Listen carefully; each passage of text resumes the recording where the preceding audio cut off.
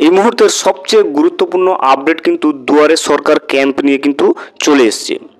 রাজ্য সরকার থেকে কিন্তু পুনরায় অফিসিয়ালি ঘোষণা করে দেওয়া হয়েছে পুনরায় আবার রাজ্য জুড়ে দুয়ারে সরকার ক্যাম্প অনুষ্ঠিত হতে চলেছে।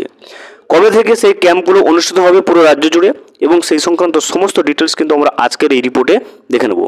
ভিডিওটি বিস্তারিতভাবে দেখে নেওয়ার আগে ছোট্ট একটা অনুরোধ, যদি চ্যানেলে নতুন হয়ে থাকেন অবশ্যই চ্যানেলটা সাবস্ক্রাইব করে রাখবেন এবং নোটিফিকেশনটা অল করে রাখবেন এই ধরনের সমস্ত আপডেট সবার আগে পাওয়ার জন্য। চলুন আজকের আপডেটটা আমরা বিস্তারিতভাবে দেখে নিই। 26শে জানুয়ারির পর কিন্তু ফের দুয়ারে সরকার। প্রত্যন্ত এলাকার মানুষের কথা ভেবে রাজ্যে ফের বসছে দুয়ারে সরকারের আসর। সোমবার সন্দেশখালীর ঋষি অরবিন্দ মিশন মাঠে প্রশাসনিক বৈঠকের মঞ্চ থেকে কিন্তু মুখ্যমন্ত্রী মমতা বন্দ্যোপাধ্যায় নির্দেশ দেন 26শে জানুয়ারির পর একটা দিন দেখে কিন্তু চিফ সেক্রেটারিকে বলবো প্রত্যন্ত এলাকায় একটা করে কিন্তু দুয়ারে সরকার ক্যাম্প করতে। দেখতে পাচ্ছেন সন্দেশখালীতে গিয়ে সেখানে কিন্তু প্রেস কনফারেন্সের মাধ্যমে মুখ্যমন্ত্রী মমতা বন্দ্যোপাধ্যায় জানালেন যে 26শে জানুয়ারির পর কিন্তু যে কোনো একটা দিন দেখে প্রত্যন্ত এলাকায় কিন্তু দুয়ারে সরকার ক্যাম্প আবারও বসবে। সন্দেশখালীতে অনেকটা প্রত্যন্ত এলাকা রয়েছে, ভৌগোলিক কারণে সেখানে কিন্তু যাতায়াতের প্রবল সমস্যা।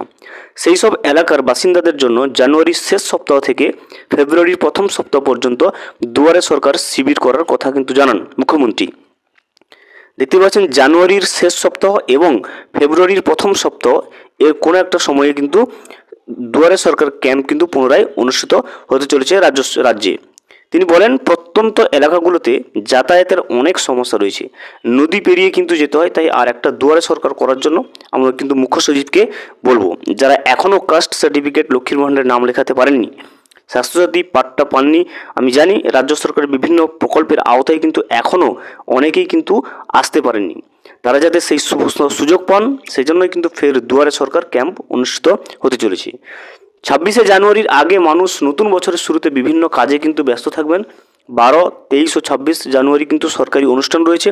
আবার ফেব্রুয়ারিতে দ্বিতীয় সপ্তাহ থেকে মাধ্যমিক পরীক্ষা শুরু হবে, তাই 26শে জানুয়ারির পর থেকে ফেব্রুয়ারির প্রথম সপ্তাহের মধ্যে দুয়ারে সরকার শিবির হবে।